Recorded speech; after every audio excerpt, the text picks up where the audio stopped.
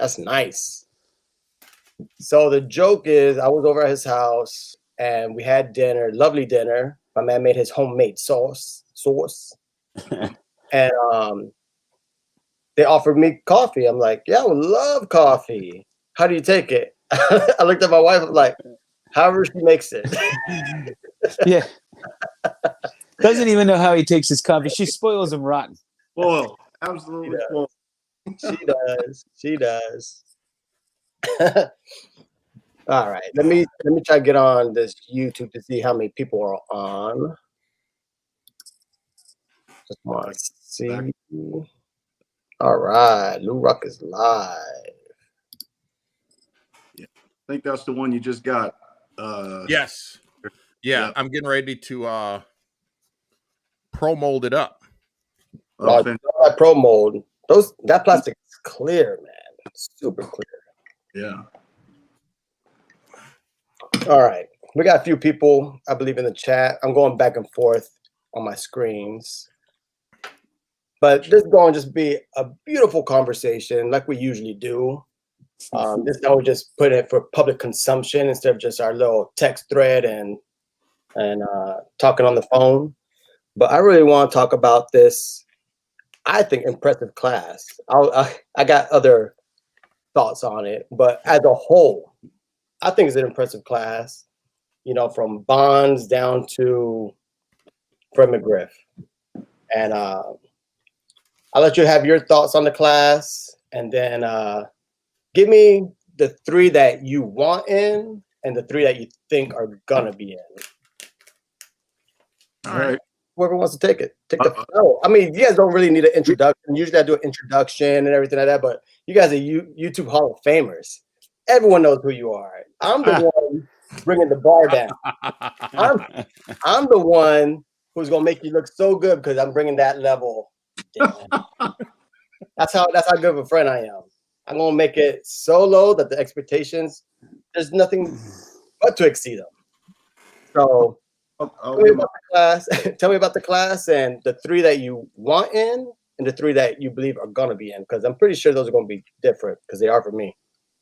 Yeah, I know. For me, I think it's a great class, but the 3 that I would absolutely be thrilled they got in would be, of course, Bonds number 1. Would love to see Bonds get in. I actually would love to see Clemens. I know that's not going to happen, but I would love to see Clemens get in, and then McGriff. I would love to see McGriff get in. Bonds, man. I mean, what can we say about Bonds? I mean, this is a conversation that can go on forever, man. We'll just have to kind of wait and see if they don't let him in. Then it's going to be an interesting conversation, man, about that, because of what's transpired in history, the reason why they're not letting him in, and it's just, I don't know, man, it's crazy. McGriff, I think McGriff should have been in a long time ago. I think if anybody's a lock out of this whole entire class, I think he'll probably be the lock for sure. And maybe Schillings. Maybe Schillings might be a lock too. But those are my 3. That's who I would be thrilled about getting in. I like that. I concur, but mine are different. What you got? All right. Well, the ones I'd like to see would be Barry Bonds, Clemens, McGriff, and Schilling. I don't think the others have a chance, really. Dale Murphy, no. Rafael Palmeiro, Mattingly, Albert Bell, no. I don't think they got a shot. I think the only reason they put Bonds and Clemens on there is because they know everybody wants to see them. I don't think they're going to get in at all. I think it's going to be McGriff and Schilling this year, to be honest. Well, Snoop, I feel the exact same way. Those are the 3, the ones you said should be in. Yes. I agree with, and the ones you said are going to get in, I agree with. I think those are going to be the only 2. I think it's going to be Schilling's year finally. Yeah, you do it. I think McGriff and Schilling, I think that's it. Yeah. I mean, I think they, they amended the rule for this purpose. I mean, Schilling in reality is the only one with one of those milestone numbers, 3,000 Ks, and he has the accolades, World Series MVP. Yep. We know how he was in the playoffs. He was a dog in the playoffs. But he's the only one. I know McGriff is close, but he ain't there yet. Schilling has talked his way out of the Hall of Fame, and I think the reason they did this amendment, they were on the ballot last year. Typically, they got to wait 15 years. La da da da da. They want Schilling in, and I think the two lots are Crime Dog and Schilling. The ones I would like to see in will be Schilling, Clemens, and Bonds. Now, I want to play devil's advocate. So look, Crime Dog, great, good player. Let me finish before anyone jumps on me. But in all reality, when you look at the resumes of all 8, aside from Bell, but even Bell, I mean, before his degenerative hip thing, was a monster and was one of the most feared players in the game when he was playing. You could look at Crime Dog and say, I mean, I could make an argument. He wasn't even the best player on his team on most teams. Chipper Jones, Andrew Jones, Terry Pendleton, who stole the MVP from Bonds, but he got MVP. They didn't fear him, and he was a part of a dynasty, one of the most disappointing dynasties, not named the Buffalo Bills. 1 championship and 14 division titles. They rolled those 4 pitchers: Avery, Glavine, Smoltz, Maddox. But I mean, aside from being consistent and real good for a long time, till he got close. Once he passed 400, people were like, okay, I could see him as a Hall of Famer. But up to that point, I mean, good player, solid player, but no one feared him like Bell. No one feared him like even a Palmeiro with almost a 300 average, 500 home runs, great combination. Palmeiro's stats are insane. Insane. I mean, he if it wasn't for that era, he would be in the Hall of Fame. Oh yeah. I mean, I was looking just looking at resumes alone. McGriff, 5 All-Stars, 1 World Series, 3 Silver Sluggers. Even Albert Bell, who I don't think, I mean, the ballot that they have is strong. You could have had Sammy Sosa. You could have Gary Sheffield. You could have had a number of players besides Bell. The reason they put Bell there is to fill a slot. So the three other guys that they want, it's one of those things. Let's throw him in. He's a decent name, but no one's gonna vote for him. So that vote's gonna go towards a Bonds, a Clemens, a McGriff. That's why I think Bell's there, because you could put Sammy in there, the only man with 60 home runs 3 times. You could put Sheffield, who has 500 home runs. And that would have been an interesting dynamic to have Sheffield and Bonds, because if Bonds that's another thing. Once those guys get in, how can you not let Palmeiro in? How can you not? I mean, Nate made a good point in his video today. You've already got guys in, especially Ortiz, who failed. Did he fail 2 tests in 03? Yeah. So you've already got guys in there. They've already opened the box. Let's go ahead and let them in. The 2 best hitters in baseball ever, Barry Bonds home run and Pete Rose for hits. Yeah. Neither one are in the Hall of Fame. No. The other to those guys too, and this is a great point too, because when you go back to the late 90s, early 2000s, you got to think about where baseball was at that time, right? I mean, baseball was at an all-time low, and they couldn't generate enough revenue. You couldn't even get people into the seats in stadium. I remember right out here in San Diego going to Padre games and looking around, and it was just empty seats everywhere, right? So these guys back then, man, figured out a way to generate revenue for Major League Baseball to get these stands filled up, man. So with the MLB, it's disappointing in this aspect, is that you can't praise them when revenue's coming in, and then, pardon my French, but shit on them when it's over. Now, Okay, it's after hours, baby. It's not PG on New Rock TV. yeah, Whatever you want, baby.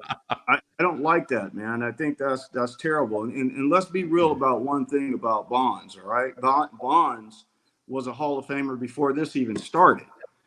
So if we're going to sit here and say, right, well, he's not getting in because of his character, my God, we can hell, I can come up with 3-4 pages worth of people that had terrible attitudes. That's ridiculous, right?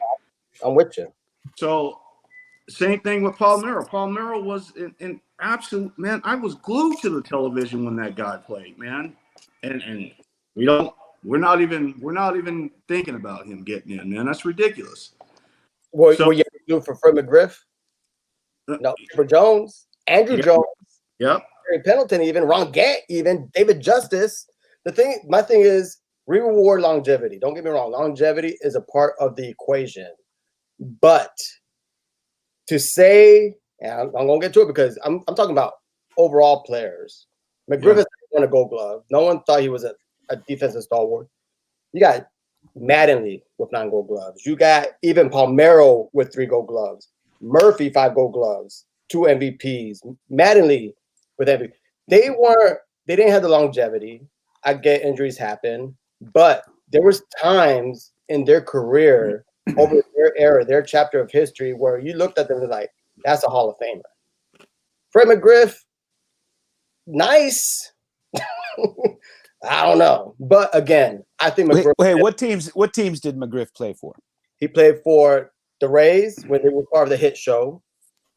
Greg Vaughn, Vinny Castilla, Jose Canseco, Wade Boggs, when they were the Devil Rays, and the Padres. Right. He also played. He played for the Blue Jays, the Braves. Come on, Braves, yeah, definite. Yeah, Devil Rays. But even with the Devil Rays, I don't think a lot of people got to see him as much as those other players. That's right. Yeah, the Dodgers and because the Cubs. when I take that back. It was more to the later part of his career where people got to see him. Yes and no, brother, because my man played for the Braves, and the Braves it's like WGN. They were on TBS Superstation. He wasn't on the 91-92 Braves. Okay, but he was part of. He was like there. He was on the latter Braves, but where was he before that? He was there. I'm just saying he didn't get a lot of TV time. There weren't a lot of people that watched him. him. People knew Crime Dog. I mean, TBS Superstation, WGN. Those were. I got, people in Florida who are huge Braves fans because that's what they grew up. My friends in the hood, they didn't have cable, but they had TBS Superstation. Well, what do you think about this argument? If Bonds played in the Northeast, played for the Yankees or the Red Sox, do you think he would have been in the Hall by now? Oh, yeah, because you got the Green Monster, Pesky's Pole. He would have crushed 530. We would have talked about it. No, I still don't think he would be in. No, I don't neither. Who's that? I mean, Clemens played for the Red Sox and the Yankees, and he's not in. Yeah, true. Right? And Clemens. How is Bud Selig in the Hall of Fame, and they're not? I mean, when Clemens came up, and I'm not convinced in 1985, 86, he was on steroids. I mean, he was just phenomenal from the get-go. But see, I don't even understand why Schilling isn't in yet. Yeah, well, I mean, 79-5 WAR. What's his strikeout? I think that's political. 22 saves, 3,116 strikeouts. Yeah, he has the magic number. He has the 3. He's in the 3K club, which is a Hall of Fame number. You think of numbers that are synonymous with Hall of Fame. 3K, 300 hits. 500 home runs, 3,000 hits. It's not about what you do. It's about what you say. Yes. So yeah, and my thing is back to they threw him in there so their guys could get bumped in because the summer of '98 saved baseball. McGuire and Sosa should almost be a lock for the Hall of Fame just based on the summer of '98. Selig is in, like you said. The summer of '98 is probably one of my most favorite times in my baseball life. I love the summer of '98. I was in I could remember everything. My father sending me newspaper articles. The month Sammy hit 20 and got into the Rays because Griffey got hurt midway through the year, so he kind of phased out. Oh, the summer of '98 was bananas. How many collectibles did they sell with McGuire on? Oh, my God. Oh, kind of limited edition plaques. And it's, these things, you go to somebody's house and they know you're a collector and they're like, let me show you this. And they pull out all that old McGuire like trinkets, right? And they're shocked when they find out they're worth nothing. Yeah. Yeah. 16. I love this. My father got it for me. He's like, how much is it worth? I'm like, how much did you pay for it? Probably the same. Clear gold, 98, 98, hitting 62. They had plates, plaques, you name it. They killed it. Crazy, man. All right. So I think we're in agreement. I think only 2 get in. I would love to see Bonds get in. But I think people are afraid of the dam bursting because you do that. Every time this rolls around every 3 years, Sosa's got to get in. Palmeiro's got to get in. Juan Gonzalez, a 2-time MVP. Like, how does he not get in? Yeah. Even Canseco. I mean, people say that, but I'm not so sure that it'll open the gates a little bit. But when you're talking about Bonds and Clemens, I mean, you are truly talking about 2 of the all-time greats, like way up there. You're not going to have a discussion with them like you are with Fred McGriff right now. Right. No, That's not going to be a debate. No. Bonds, I mean, they're both way up there on the you got the kid and Griffey, but Bonds to me was the greatest baseball player I've ever seen in my life. I mean, the fear that he had on the opposing pitcher, and not just the pitcher, but it was unreal. To walk a guy with bases loaded. Yeah. It's just mind blowing to think about that today. They're like, you know what? You can have one. They would pitch around him, and as soon as they gave him something to hit, it left the ballpark. One mistake. It was unbelievable. That must have been what it was like to watch Babe Ruth back in the day. Had it. Yeah, there's no question about it. When he was up there, you just knew he was going to hit a home run. He just looked, I don't know, the charisma, the power he had standing there. Yeah, I agree, John. I mean, he was just amazing to watch. I mean, he had people that wasn't even baseball fans glued to the television. I watched him his whole career, and I watched him more early on. So I watched the first part of his career, man, all the games. Mm-hmm. And watching him blossom into what he became, I mean, it was fun because, when he came up, he was a skinny little leadoff hitter for the Pirates. Right. And watching him change over the years, he had some power, but he stole bases early on. He was more of a line hitter. He didn't hit a whole lot of home runs early on. And then watching him blossom and into the 91, 92 championship games with Atlanta, at that time, he was really coming into his own, So I got a lot of beautiful people in the chat. Michael Ham, my man Brad 8671, Paige Dina Bean, Tops. What's up, Brad? Tops 85401. Shout out to Brad, man. Yeah, Orlando. Much. Even Pepino Cesario from the Barrio. But my man Mike, baseball collectors in the chat, and he has a question for the panel, for this esteemed panel. He can't be talking about me. This esteemed panel. He says, is there anyone on the ballot whom you would be upset if they got in? For me personally, I love the Hall of Fame. I think the only one on the ballot that would get me upset will probably be Albert Bell. But besides that, I think all these guys in their own way, like I said, I think everyone's resume is better than Fred McGriff. And I think Fred McGriff is going to be in. So Del Murphy, 2-time MVP. There's no one on here except Albert Bell that I'm like. Yeah, I don't get upset over it. I mean, I have lots of differences with the Hall of Fame, but I'm with Mike. We both believe in a bigger Hall of Fame, a little bit bigger. And no, I wouldn't be upset with anybody. And Del Murphy, I mean, a lot of people have argued over the years for him. I got to watch him a lot, and he was definitely one of the top players of the time. I know he doesn't have the highest batting average, but couldn't be mad if he got in. I wouldn't be mad if any of them got in.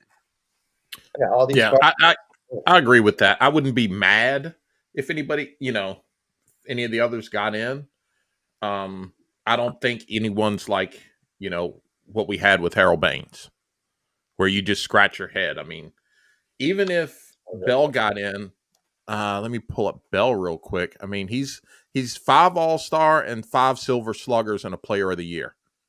So you could justify just about anybody getting in. I need to walk my answer back a tad bit, though. Walk it back, homie. There is something I would be extremely angry about if Dale Murphy got in, and that is if they put him in over Dave Parker. Yeah. Oh, okay. That's an interesting. See, Yeah. I'm drinking a little bit. I forgot what I was gonna say, but Yeah, for sure. so, like my people like Lou Whitaker, For sure. Dave Parker, even Evans. They're all this because I think they would have been lost in the shuffle. I think with Bonds, Sheffield, Schilling, even Crime Dog, because everyone thinks he's a lock, they would have been lost. I think they're gonna wait for I don't think it's next year. I think 2 years from now, their names are going to be on the ballot, and they'll get stronger consideration because they're going to put them with some Hammond-Eggers, nobodies, because I mean they're getting considered for the Hall of Fame, but prior to 1980, even though Dave Parker's accolades are after 80, I think that's what we're going to do. I just hope they get him in because he's pretty sick. What do you mean his accolades are after 80?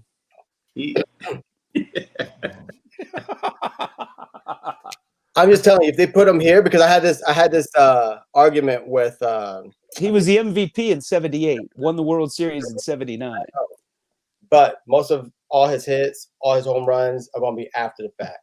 So I'm just telling you why I don't think why he's going to be on there, because if he's on there because this is 1980 and after. You know what I'm trying to say? Someone was, if Mike, to answer that question straight, honestly, man, I would probably be. I'm done being upset. I'm beyond being upset. Uh-oh. Look, Yep. his feet cut. Oh, it might have been a good thing. His got wife so might mad. have unplugged him before he said something. Like, you two Big Brother's watching. Okay, he's back. He's back. Too many, so hypocritical, man. The Hall of Fame is just, to me, man. Aaron, you cut out for a while, so we didn't hear what you said. Can you say it again? I would be incredibly pissed. Man, I really want them to put in Bonds, man. And I think it's a freaking tragedy, man, that these people just keep getting in and they just keep passing Bonds. Look, these other guys they're fine, right? They could be Hall of Famers, man. But the more that you just put these guys in and don't put Bonds in, I think it's just absurd, man. And I think it's wrong. And I don't know, man. I'm so over. I'll tell you what, you could give Tatis Jr. all the steroids you want. He's still not going to make accurate throws to first. Yeah. Like, Right. you still have to play the game. Yeah. I'll give Lou Rock a bunch of steroids right now. We'll see if he can go hit some of these pitchers. I'll crush it, homie. I will crush it. Yeah. I will crush it. Hey, you guys, Lou, you brought up Lou Whitaker, and I wanted to bring him up because, Tiger fans are adamant that he should be in the Hall. What are your guys' thoughts on that? Lou Whitaker? Yeah. I got a chance to Lou Whitaker play, man, and I got to tell you, he's a hell of a ball player, man. I mean, very comparable to his double play partner, Trammell. Longest play combo ever. He's similar. And I think, if someone asks me, he's borderline Hall of Fame. I think he's borderline, but I mean, hell, man, listen, Harold Baines is in the Hall of Fame, guys. I don't know what else to say, man. Yeah. Over Dave Parker. You got him, Frank Fritch. Over Dave Parker. Now, Dave should be in. It's a travesty that he's probably going to get in after he passes. Yeah. Yeah, I don't know why they have. It was like Minnie Minoso, and Gil Hodges. I mean, why don't they put them in while they're alive? Some of these guys, they're going to get in eventually. Yeah. It's kind of a shame, and that's what's going to happen to Pete Rose. They, for whatever reason, they'll never put him in while he's alive, because they don't want to give him the satisfaction of knowing he's in there. That's my belief. You know, I that's think John, Pete's ineligibility is the driving force behind him. I think that ineligibility, where he's not even allowed to even be on the ballot for life. Yeah. I think that's I think the big he'll get in eventually. I don't know how it's a Hall of Fame without the all-time leading home run, the all-time home run leader, the all-time hit leader. I just, and doesn't he have the most strikeouts in a game? Oh, he had 20 Ks in a 9-inning game. Yeah, and he's on like the top 5 list or something. And people don't even Like talk Randy about it. Johnson's up there, but he has. People I don't mean, the number of games where he had like 18 to 21 strikeouts or whatever it is like insane. Like 5 games, right? Yeah. No. People forget he was on the all-century team. Yeah, I mean, he was insane, and he was good for early on. He was like Doc. He was like Doc Gooden. You know what my Only my he gripe stayed is, good. man. You can go all the way back in time on this. You know, there's people in the Hall of Fame for a lot worse than what we're talking about here. So yeah. I always say it's not the good guy Hall of Fame, or we'd have like 100 people in every sports Hall of Fame, right? yeah. Like you'd have Bart Starr, he'd be in there. There wouldn't be many, maybe wouldn't be many. Yeah. I just want to tell everyone I had the privilege of talking with John and Aaron for 3.5 hours the other night. And we gave Nate the nickname the Almanac. You ask him about a card from a set, he's got it. John, your new nickname is the Encyclopedia.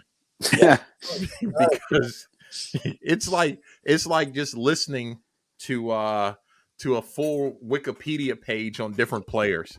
Man, I cost you some money though. Aaron and I both, because we're bringing up these players. He's on me. Excuse me. He's on eBay while he's talking on the phone looking for their cards. And buying them. Yeah, that's the worst. I'm buying the stuff. I mean, now we're gonna go off tangents. These guys are the main reason why I got this card. Relic, I saw that relic. That is beautiful. And fell in love with it. It's from a hat. They are the relic gurus right here. Oh my gosh. I mean, I fell in love. I mean, the VR I had, the giveaway was almost dedicated to them. They inspired me. I'm like, because some of these rookie cards I'm going for, I'm going for the 52 Minoso, the 48, Stan Musial. They're getting pricey. I still want to buy cards. So relics are, especially of Hall of Famers, are very, very nice. And yeah, you just can't. What I like with the relics is that the player actually wore it. So it's a part of the game is coming to you, and I just love that aspect of it. Oh, let me get back in the chat. You guys, I tell you, when I got back into the hobby in like what was it, 2001, I think it was. That's when they had first started coming out with all these relics and some signed cards and stuff. And man, I pulled a ton out of packs back then. It just seemed like it was easier to get big pools back then. I pulled Honus Wagner, Jackie Robinson, Mickey Mantle jersey, Pee Wee Reese. Like I got so many great pools out of packs myself. Look at that. And I don't get those kind of pools anymore. Aaron just showing fire in the background. Yeah, you see Aaron showing those top 100 NFL cards. I typically just do the same thing. I let people talk, but you continue. Well, we were talking, the other night, we were talking a lot of the old football players. And we were talking about how, like, most sports fans do not know that football was integrated a year before Jackie Robinson with Marion Motley. And what were there? There were 4 players, right, Aaron? Yep. Was Joe Perry one of them? No. You had Kenny Washington, Marion Motley, and the other 2 is what's the defense? Hold on 1 second. Yeah, because the other 2 don't have cards. I know Marion Motley has a rookie card, and one of the other guys has a rookie card. Yeah, but it was Marion Motley and Bill Willis and Woody Straub. Okay. Yeah, Marion Motley's, I'm sure, the best player and the most recognizable name of the bunch. But we were talking about some of these old players and how the NFL does not do a good job. In fact, we could argue they do a terrible job about preserving their history and the old players. Just like the discussion we were having earlier about Don Hudson and how nobody even knows who the hell he is. Right. And we were talking about when I learned about Emlyn Tunnell, I was like, this dude was Deion Sanders before Deion Sanders. Like, he was a defensive player who I think there was one season he had like more points than than their running back or something. Like, he actually scored a lot on defense, is the second all-time interceptions leader in NFL history, and he was a kick returner. It was just a dynamic player and probably the greatest safety to ever play the game. And people don't even know his name. And speaking of Deion, I got some Doritos to eat here. Deion. Thank you. Thank you. You know I love my prime time. I love Neon. Deion. Yeah, I got that for you, Lou. I appreciate it. You Okay. want me to mail it to you? I just want to say time out. I got a lot of beautiful people in the chat. Hey, Yeah, you see Aaron's. what you got? Let's show the beautiful people what we drink. I got a little Horse Soldiers bourbon. I got vitamin water. Vitamin water. I know my boy, vitamin water. Look, Jefferson's okay. Little, yeah, I don't even know how to pronounce it. Yamazaki, Japanese finance. Here's another guy too, Bill Dudley. I know you talked about him. Who? Bill Dudley. Oh yeah, Bill Dudley. I have a Bill Dudley right here. What was his nickname? Bullet. You gotta love a guy named Bullet. Yep. Bullet Bill Dudley. He played for my Steelers.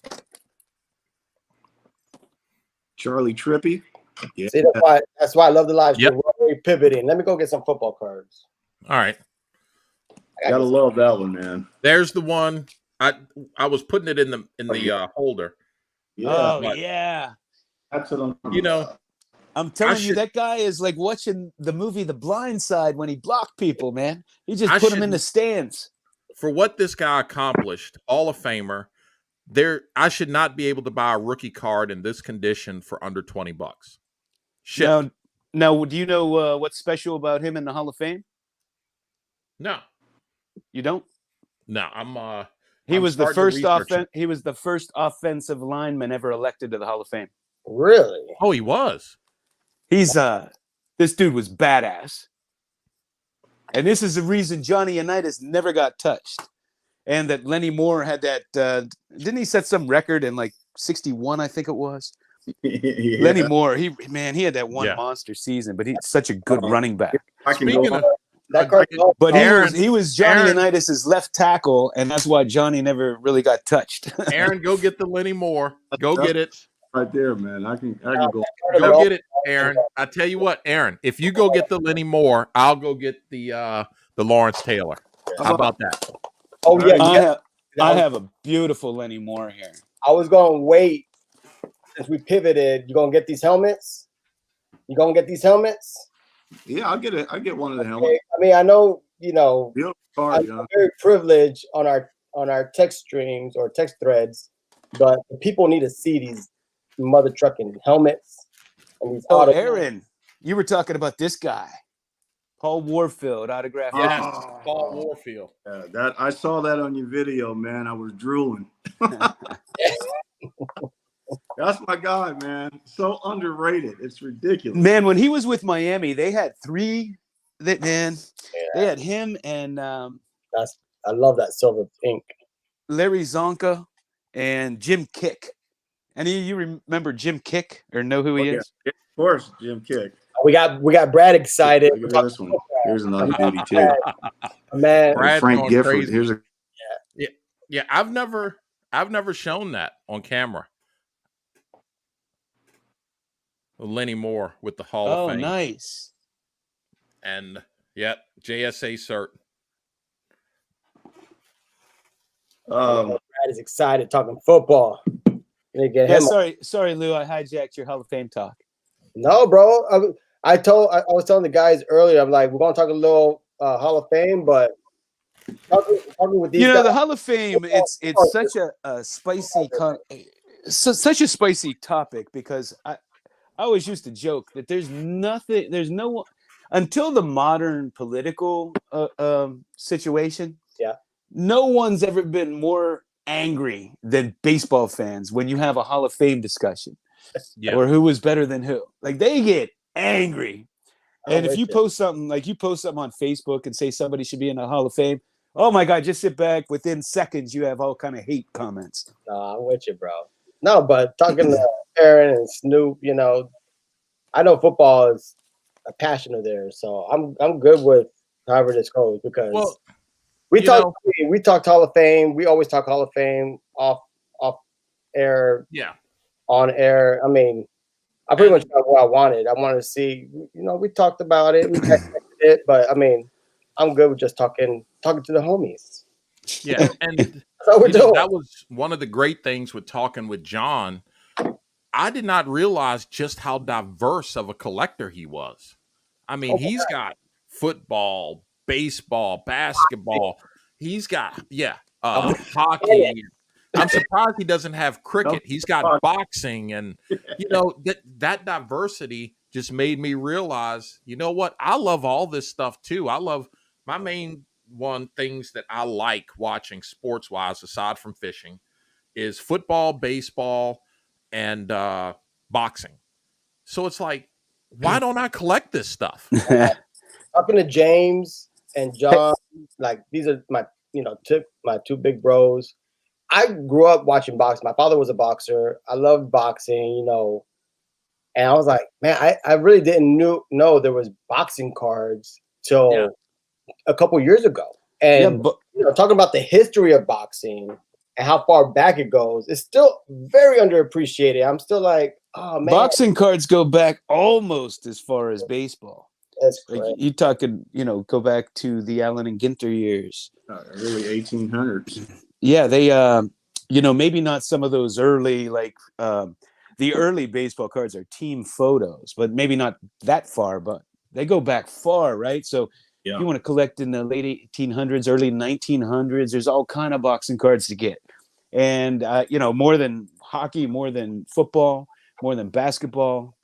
The sad part is since UFC has become so popular, I mean, nobody even knows who the boxing champions are anymore. Well, the thing is now there's so many damn federations and weight classes, and no one wants to fight anybody now because they have a belt. You know, see, I think boxing is a true sport because boxing isn't about fighting. That's the thing. Science, baby. Like it's about technique and training and you know, it's a true sport, and watching a skilled boxer is just so much fun. Yeah. That's the Tommy Hitman Hearns autographed glove, and you know it's got the Hitman inscription in it. Man, I remember getting all wound up for that Sugar Ray Leonard Marvin Hagler fight. Oh man. Who do you think Leonard won that? You know what, man? I'm gonna be real with you, man. No. Yeah, Hagler gave it to him, man. But I was a Sugar Ray Leonard fan. Everyone. So I was glad he won. But like in retrospect, I think Hagler might have taken him. Hold on a second. Since you're a Sugar Ray fan, you grew up in that era, man. We were so spoiled, man. So many good boxers. Great boxing, man. Hey, do you guys know a boxer named Buddy McGirt? Yeah, man. Are you kidding me? I used to love Buddy McGirt. You remember they used to have the Friday night fights? Yeah. And I'd sit down in my basement by myself and I'd just watch fights all night. Man, you used to have, remember Michael? We had Michael Nunn. There you go, John. I don't remember him. You don't remember Michael Nunn? Oh my God. My favorite boxer who is that? Sugar Ray. Oh, nice. Sugar. I love Sugar Ray, man. Yeah. My favorite boxer of all time might be Butterbean. This was my dad's favorite boxer, Sugar Ray. Yeah, I'll tell Aaron, you know, I can remember when Sugar and Hearns fought. and my dad would be sitting around, and he's like over with the guys and everything. They're drinking. He's like, I can't believe someone gonna go up against the Sugar. He can't beat Sugar. he Sugar was beat him he around was the ring. so lightning fast and quick and hard to hit. He's amazing, man. I'm gonna tell you, if you never watched this fight, man, look this up on YouTube. Boy, he put hands on Mayweather's father. Oh my goodness, man. Yeah. See, I'll tell you what, though, I did like Marvin Hagler too. I did like him. He was a good fighter. Nah, I was a little bit, I mean, I know those guys, but like the boxing when I was into it was like Felix Trinidad, Hector Camacho, Trinidad. those guys, Oscar De La Hoya, of course.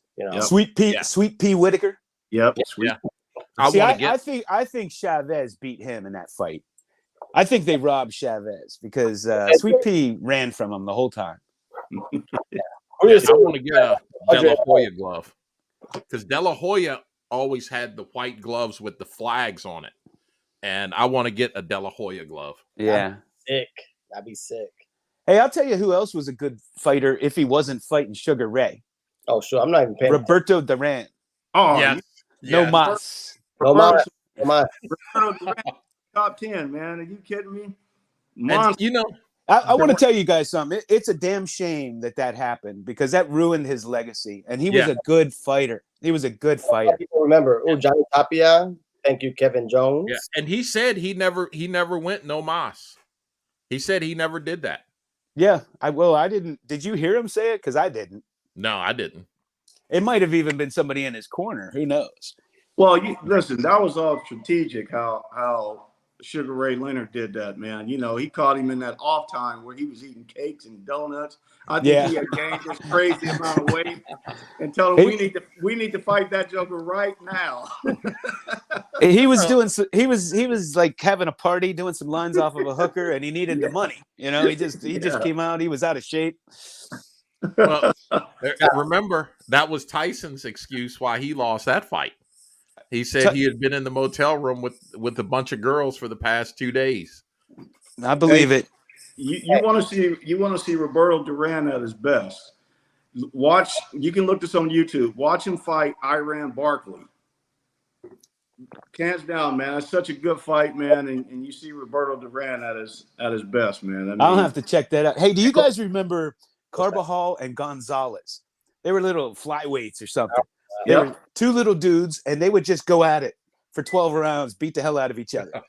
I mean, they were the best fights. They fought like 7 times. And it's just non-stop action. There's no dancing, no nothing. They just stand there and pound each other. Okay, now you got me now.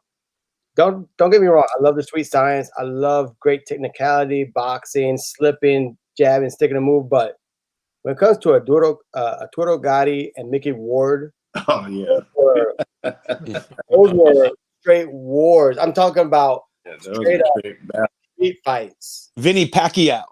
Oh, Pacquiao. Yeah, that was a street fighter too, man. Yeah, the Pacquiao fights were like someone talked about his mama. Yeah. See, those I'll tell you what. Did you ever see that they did a little documentary on him because he got hurt? He hurt his spine or something. Who, Pacquiao? And he was in like one of those body one of those.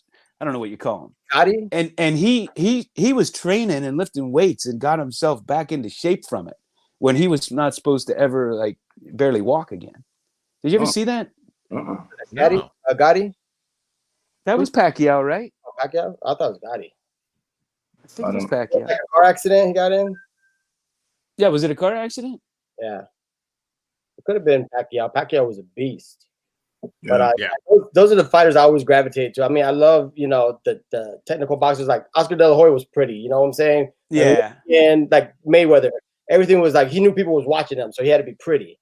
But man, Arturo Gatti, the Mickey Ward, those guys, I just gravitate to. The Pacquiao. How about my cousin Boom Boom Mancini? he got ripped off on that Camacho fight too. He got ripped off on that fight. I thought he won that. Do you remember that fight with Camacho? Yeah, Camacho. I thought Boom Boom had him. That's the one thing that's bad about boxing is it goes to the judges, right? Right. So you can always argue. Argue. Well, I think boxing hurt itself. I mean, they got greedy. Boxing was great all the way up to the early 90s. But then everything was pay-per-view.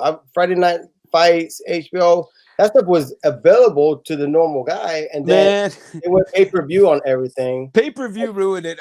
And Yeah. you'd go to somebody's house and everybody would pitch in and you'd watch it. But the first time I remember is in my hometown of Greensburg, Pennsylvania. We had an old theater. And so the Mike Tyson was fighting who was he fighting? Spinks. Don't say it. I thought it was that when he came out of jail. Leon Spinks' son, Michael Spinks. So they it's highly touted. You had to pay like, I don't know, $30 a ticket. So I go with my friend, my dad, and my dad's friend. We all go there and we have to sit through the undercards, that we never heard of. And we sit there all night. Mike Tyson comes out, they ring the bell, he goes out, fight's over. So we go to the theater for that. And so people stopped paying for his fights because he'd knock everybody else in the first round. So you almost felt like you got ripped off. The thing with Tyson, I mean, that's why they put a whole bunch of fights before his. But the thing with Tyson, you wanted him to get. I remember I was a kid. I was young, but I remember when Tyson fought Buster, and I just remember like I was in disbelief. I was in disbelief too. I thought the world stopped spinning. I was like, this can't be happening because. I was just waiting for him to drop him, It's like it's gonna end. Like, everybody would do that. They would come out and they would come at him. They might be winning a little bit at that particular time, but eventually he'd just knock you out, right? I couldn't believe it, and it just kept going and going, and you're just expecting at any moment he's gonna knock him out, and it never happened. They robbed my boy Tyson in that fight. Buster Douglas got a long count. Yeah. He did. Yo, long count, man. Xavier, what are you gonna be doing with all these gloves? I know you gotta have a plan, bro. Those gloves are too pretty to have all bagged up. What's he doing back there? Are you organizing? He's still just Tyson. This is a Mike Tyson glove. Aaron, no. Mike Tyson glove. See, this I didn't know you had all this boxing memorabilia. John. Aaron, Aaron's about to set you off, bro. Don't even get me started on that. Yeah. Bro, listen to this story. It's ridiculous. And this is why I love live streams. We're going to pivot. You hear me, beautiful people? We're going to pivot. Aaron, take the floor. Let's talk about this authentication. First of all, I'm so pissed at this right here. I got to go back because I never made a video about my experience with this whole thing. So the first authentication thing came in the mail, right? And it was I forget what card it was. It was a really, really thick card. And they sent the card back in one of these, what do you call these? Rigids or the semi-rigid ones, the rigids. Now, guys, this is the card that I had was a very expensive card, and it's a 220 something point card, really thick. It's a 101. And they sent it in one of these things. Inside of here was a penny sleeve, right? So when I got the card was pushed up out of the penny sleeve. The left corner of the card was messed up. And I emailed the seller back, right? I asked the seller, because when he advertised it for sale, he had it in a magnetic. I asked him, did he send it there to them? And he said, yes. And he said he put a note attached to it for them to send it back to me in the magnetic. So that was the first part that was just alarming. So I sent them an email just saying, hey, listen, my card has a little bit of damage to the left part of the card due to the way you guys sent it back. The seller has sent me a message saying he sent it to you guys in a magnetic. Why didn't you guys send it the way he advertised it? Crickets. See, this is if you watch my one of my rant videos on it, that was one of my biggest problems with it is you don't want these cards manhandled so many times. Yes. So you're sending it to somebody else, and then they're shoving it in a penny sleeve. Now, a 200 point card does not belong in a semi-rigid, and that's usually my holder of choice, and I'll be the first to tell you that. But every time, and you know, especially with thick cards, every time you put it in a penny sleeve, you risk damage in the corner.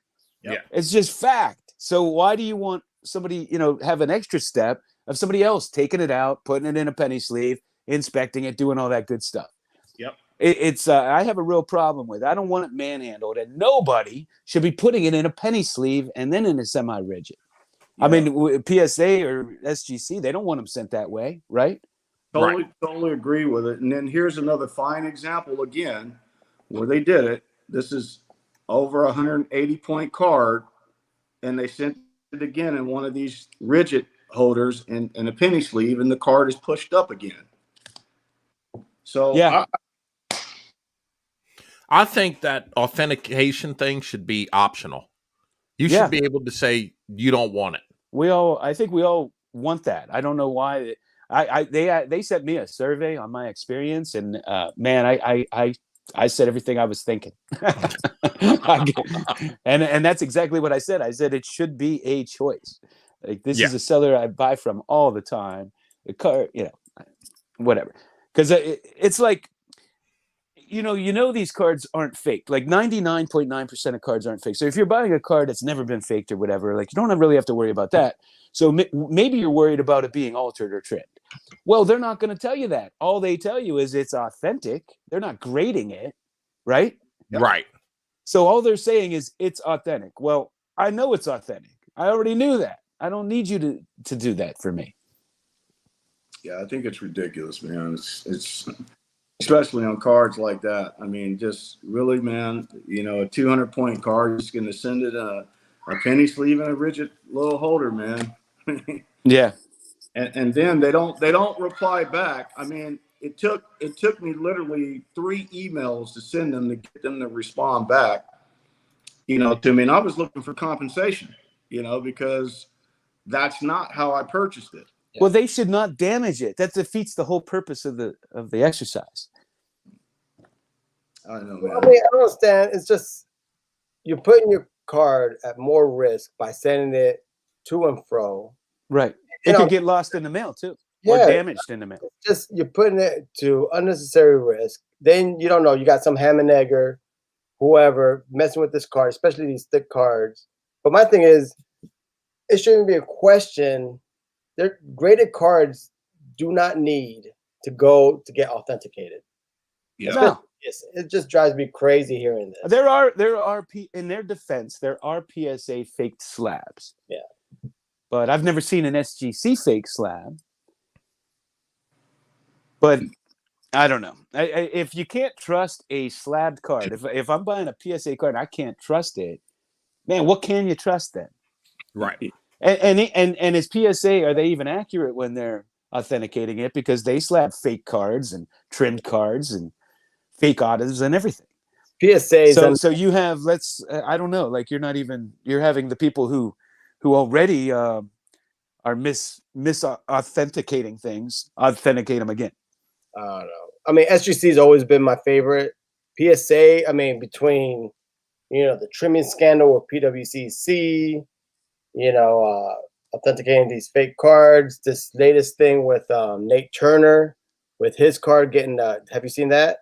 Yeah. Nate Turner subs a card in under, you know, everyone knows who Nate Turner is. He pretty much owns PSA and gets a Gem Mint 10 on a Jordan, and there's a missing piece of the card.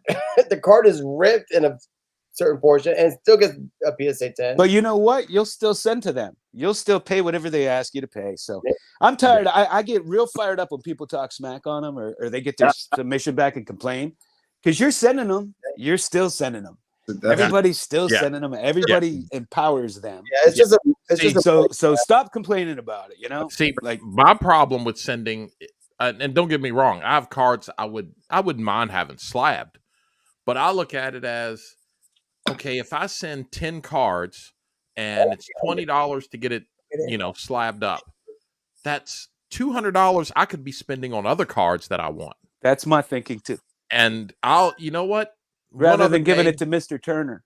Yeah. Another day when there's apparently nothing I want and I'm bored with what's coming out, I'll send them then. Until then, There's memorabilia I want. There's autograph stuff I want. There's tons of cards that I want. I'll spend my money on those cards right now. But don't get me wrong, I'm not against buying slabs things, Right. because certain things, if I went and bought a Willie Mays rookie, it's going to be slabbed only because I prefer, with that much money, someone else has looked at it and said, yes, this is a real card. Snoop, you could send it to me. I'll look at it for free. Okay. Yeah. You might not get it back. Well, part of the problem is I bought a Fred McGriff rookie. It's slabbed, and it's over here right by my left leg on the floor in one of these envelopes. Open that bad boy up. Oh my God! You know, Snoop. Hold on. I'm gonna move the camera. Snoop, you drive me crazy when you sit on mail for like a month. Like he'll have in his videos this big pile of mail. A month, and he doesn't open it for a year. A year, right? There you go. That's ridiculous. Look at that. Look at this. Why don't you want to open it? I'd go insane. Yeah. And that's not all of it. I mean, I still got packages over here on the right side. But that's for real though, why don't you want to open them? Why? I don't have. I mean, I know what's in there. So you're just storing them? Like, It makes no sense. Right here, this one. What if they put the wrong card in there? This is a Manny Machado 4-color relic, number 9. What if they put the wrong card in there and you're contacting them a year later to try to make it right? Let me see that Machado, bro. Hold on, like this one. See, I've opened it. I took it out. I looked at the card and I put it right back in in there, and then I set it right there. I want to see that Machado, bro. I haven't even opened. And this one is a 2021 Triple Threads Max Scherzer. It's a beauty. It's a beauty. Hey, wait! I think I saw a dinged corner. Hey, why don't you get the manila envelope slab? He's showing cards, but just the envelope. This is hilarious. We've taken it to the next level. Look at this Machado. Well, you know what? I always joke around. People are collecting slabs instead of cards. Snoop's collecting envelopes now instead of cards. Yeah, I mean, this one I bought. I forgot what it was, but yeah, I opened it up. I check it. Then I put it right back in the envelope and put it over there. Snoop, you could do like a 2-hour episode where you just open your mail that's been sitting. Oh God, there. yes. Yeah, it would be 2 hours. The problem is some of the mail. This is from last Christmas. Yeah, that's what I'm saying. Last Christmas. Look at Eric. Look at Eric. God, be ashamed of yourself. You know, people are just waiting for him to open the mail on video. Man, Jeez. they sent him a card. I don't get it, man. It blows my mind. You got people thinking long and hard. Oh, let me put him on my Christmas list. I can't wait till he opens it to see the joy on his face. 3 years later, that's not even on YouTube no more. Yeah, I literally can't wait to open it. Make sure it gets either in a nice holder, or if it's a graded card, in a nice crystal clear sleeve or something. Like, hurry up and we did a live stream, and I opened a thing, and Nate goes, "Who's that from?" And I told him, and he said he doesn't even make videos. He hasn't made videos in like a year and a half. That's like my favorite thing. It's like therapeutic. I love getting a card, put in a new penny sleeve, or a rigid, or a new magnetic. But like this, I have a stack of supplies, but I don't have 100.1 touches, and it was driving me crazy. So that's why this is in that. When I get the cards, I have to immediately like put them in another crisp, nice holder, maybe with with one of the crystal plastics over top of it. I always look at it to see if it's new or not. This guy. Dude, let's just leave the chat. Yeah. Let me hold on. Let me see if I can figure this out. Well, first of all, man, let me tell you something. This right here, I had to send them another email about, and this time I attached everything that I spent on eBay, and I said that's in jeopardy right now. I won't spend on eBay anymore, man, because they sent this card the same way they sent the other card. What is that in the center? A Is bat that a knob. bat barrel? The bat knob. Oh man, those are awesome. I don't have a single one either. Oh, look, and you know what? They Look, you know why you don't have any, John? all Because they're one. right there in Aaron's collection. That's why. Probably. Every band up one on one. What you have? He Good has one. them all. You know what's awesome about this one? Let me tell you what's awesome about this one is PSA. I found the bat that this was cut from. Really? So, yeah, PSA Yeah. authenticated this bat. Matter of fact, if you go and you look up on PSA's website under their authentic bat section, you'll see this bat that it was cut from. Oh wow. The numbers and everything match up on there. I'm just waiting for him to do a tabletop. Well, you know what? These guys will do research to find. Tell them about. You tell the story about the Jackie Robinson jersey. Oh yeah, we were. Yeah, This is awesome. Yeah, while Aaron's grabbing another bat knob, probably.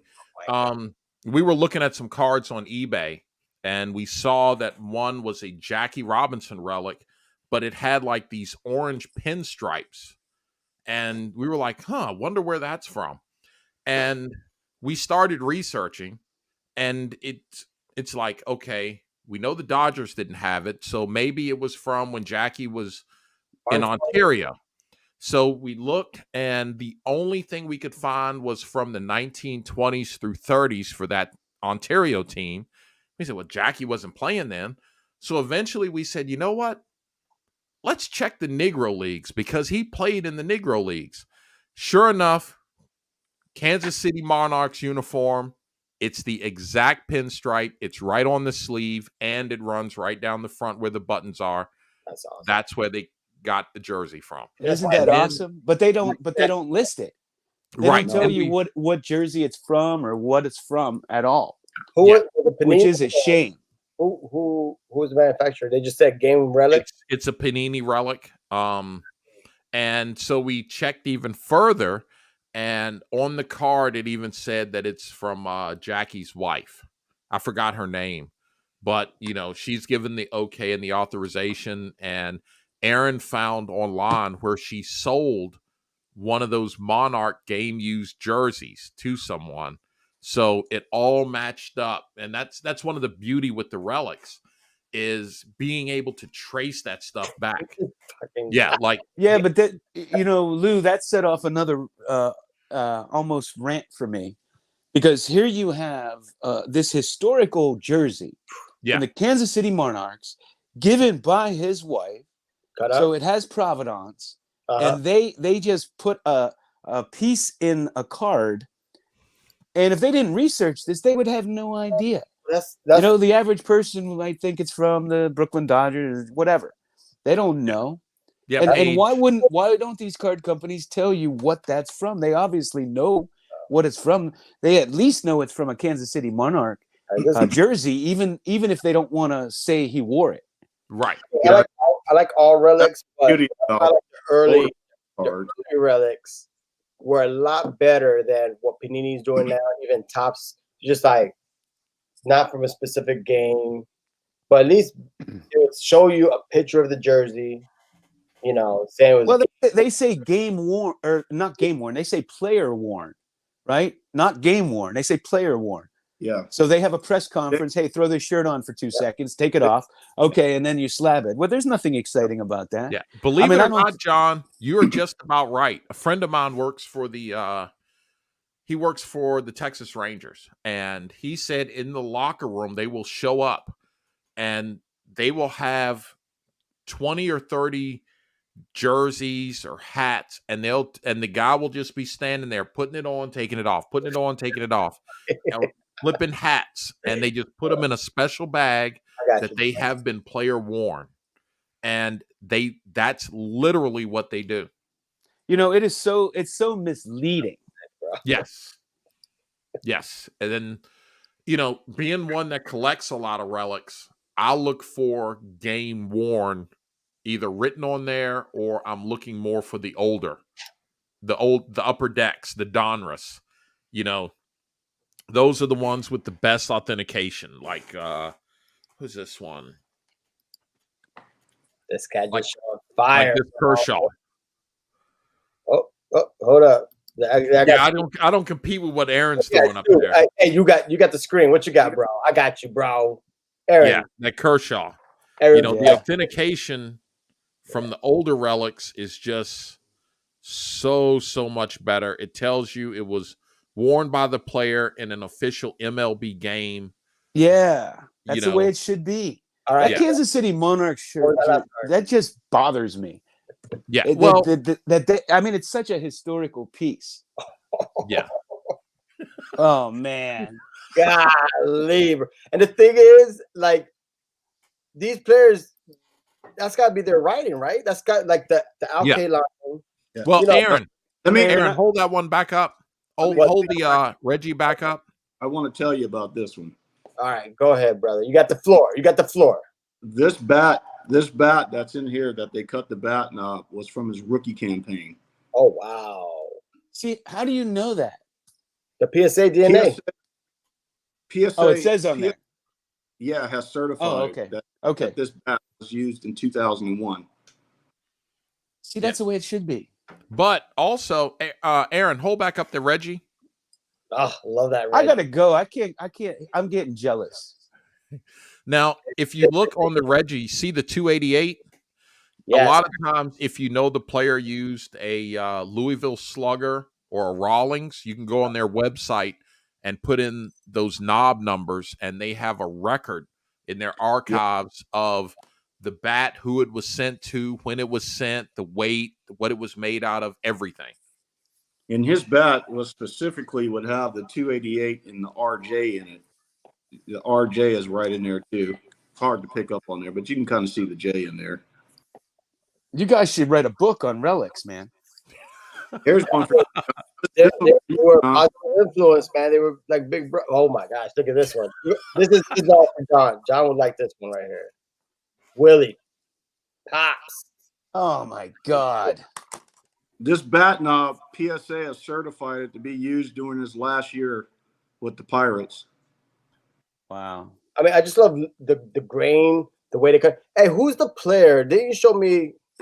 Don't you have a card of a player where you have the bottom knob and the top knob? Where you have the like the you have end. Yeah, you have the bottom and the top, because I know all these cards are one of ones, but I think it was like from two different products or 2 different years of the same product, where you found out it was the bottom of the knob and the top of the knob. I'm like, how in the world you got the whole? Oh yeah, you're talking about this one right here. You're talking about the Frank Robinson. Oh, was it Frank? Oh, love it. Yeah. So this one actually is what kind of got me into heavily researching them, because this right here, this is the bat knob part of it when he played with the Dodgers, right? Number 36. So I had to research the bat he was using. Okay. And the numbers that are in there confirms it. And then, so that's the bat knob part. And then the top part of the bat is right here. So sick, bro. Wow. So what's the website that you go to enter those numbers? You know, I just usually, I find them on PSA Facts. I think it's called PSA DNA Facts. And usually I'll start there, and then it'll kind of lead me to other, other sites I can go to check.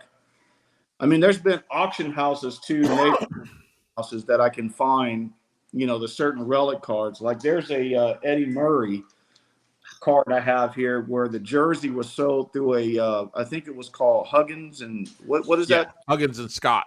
Huggins and Scott auction house. It was a Dodgers jersey where the patch of the sleeve was cut off, and you can kind of match the numbers on that sleeve to that sleeve of that jersey and kind of find it that way. Oh wow! It's all kind of to research it. This one, which I haven't shown before. Oh, what's this? New. This is Scherzer, Max Scherzer, and this is from Hits Memorabilia, and this one is numbered 2 out of 5. But what I like with Hits Memorabilia, Nate actually knows the guy who started this. Right there at the bottom, see hitscards.com. You can go on the website and see what they actually cut this from. And I was looking at this, and I found out it was from a hat. And on the inside of the 50s, Yeah, the hat I had on. My Nationals hat's in another room. Right here in the stitching, it has this Pradco. So I was able to match this to a hat Max was wearing. They've got the full authentication, where they bought it, everything. And you can match this relic to actually where they cut it out inside the hat he was wearing So that for a game. so that hits company is legit, because I've come across a couple of Yankee jersey cards with the hits. I wasn't sure if it was just like a fly by night type of thing or how good they were on authentication. I feel like I just enrolled in a master's program for memorabilia cards. Brother, I'm telling you, man. That's the whole reason I took that card, Ultimate Relic lineup, because these guys, I wanted to see. I was learning so much, and they just got fired. Look, you got Chicken Man right here, and all these bat knobs are one of one. Yeah. It's just ridiculous. Man, I don't have a single bat knob. I mean, I have I have some that are attached to bats. This Yeah. one is That is mini. I see a mini right there. Let's go. yeah, very hard to find a mini Minoso relic. And then I found one with a pinstripe. Nice. And it says game worn jersey. What's the back look like? And on the back. Oh, I don't know why they don't do that more often, where you can see it on both sides. Look at that. Yeah, they should. That's the first one I've ever seen like that. I love that. Yeah. I need to get out more, man. Yeah, it says you just I received feel out an of my realm. authentic game worn jersey card from the 57 of Mini Minoso. And then it had the old Topps holographic seal right there on it. So this was worn by Mini Minoso in 1957. I mean, that's just awesome. And I'm sitting over here with some police issue cards of the Steelers. those are awesome. Yeah.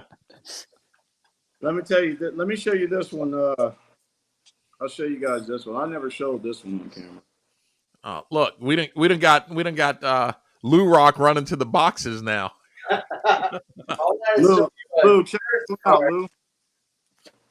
Got me running. Oh yeah, that one needs to be highlighted. I don't know. That is amazing. What we got right here? Oh yeah, We need our operator. This is Peabody Reese. Look at that wow. card. And the tag, the Rawling tag is in there from of his jersey. Wow. These cats are just ridiculous. But I think the ultimate one is this one. This one right here. This is nasty, man. One of the greatest Yankees ever.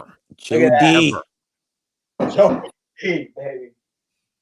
So that Rawling, that Spalding tag that's in there, if you do the research on Spalding, this Spalding was between 36 and 45.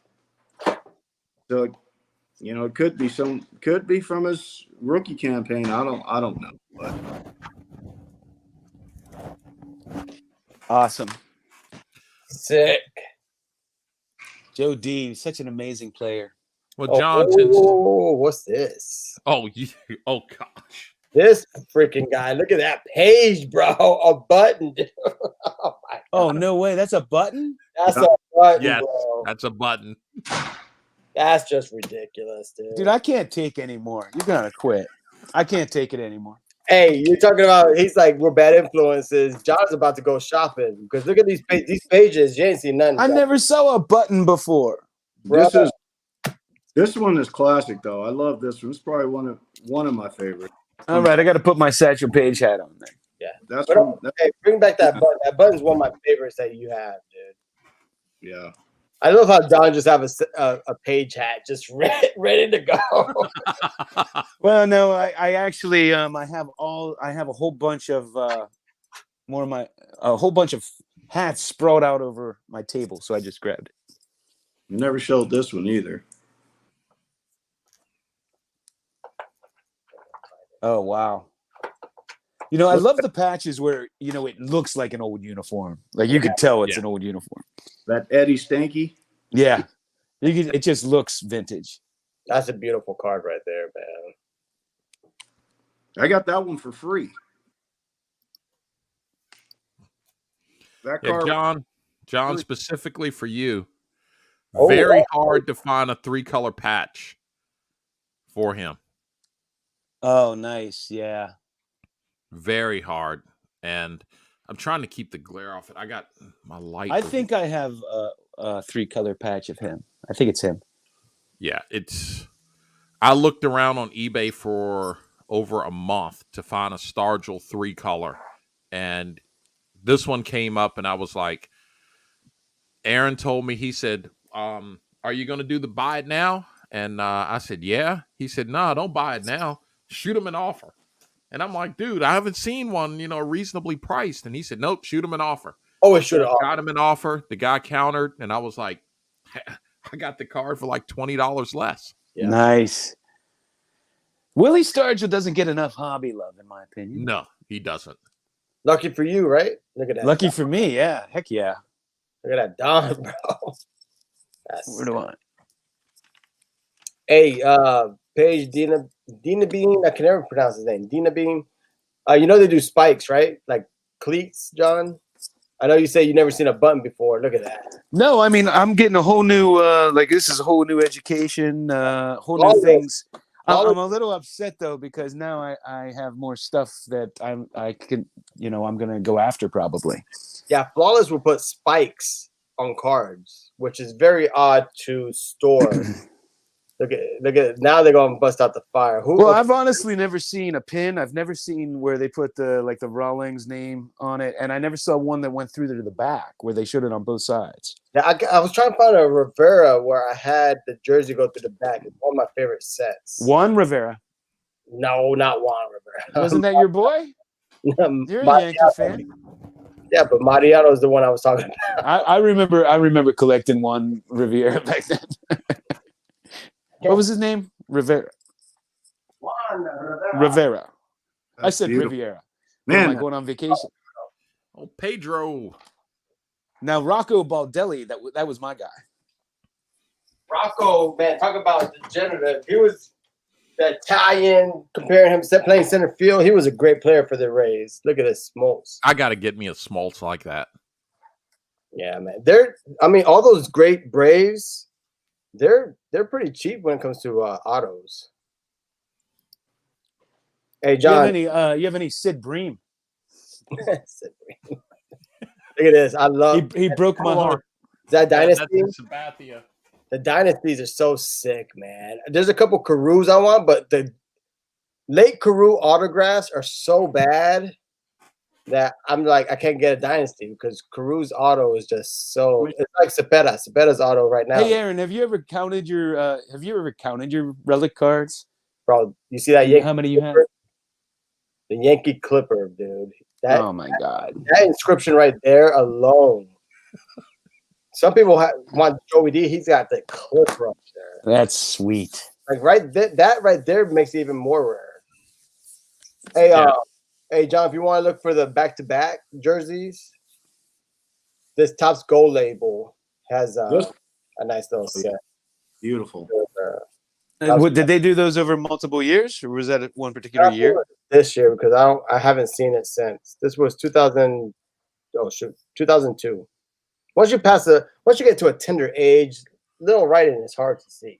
2002 Topps Gold label, but I love the back-to-back right there. Yeah. Let's get back to the fire though. Was that Fergie? Yeah, sorry. I love that, man. This cat right here. And See, Fergie's, for those that are looking around, Fergie's very affordable. Oh, Just yeah. like this guy. He's a future Hall of Famer. Right there's a 4-color. Oh, most definitely. And this was his autograph I picked up. Look at that. Number to 20 gold autograph. And I got it for like $25 on 5-star. Oh wow! And he's a future Hall of Famer. You just really just look around. You'll find it. What's the Fergie you have? Did I miss that? The Fergie? Here's the Fergie. Here's the one Sabathia. Do you have the lovely lady lumps?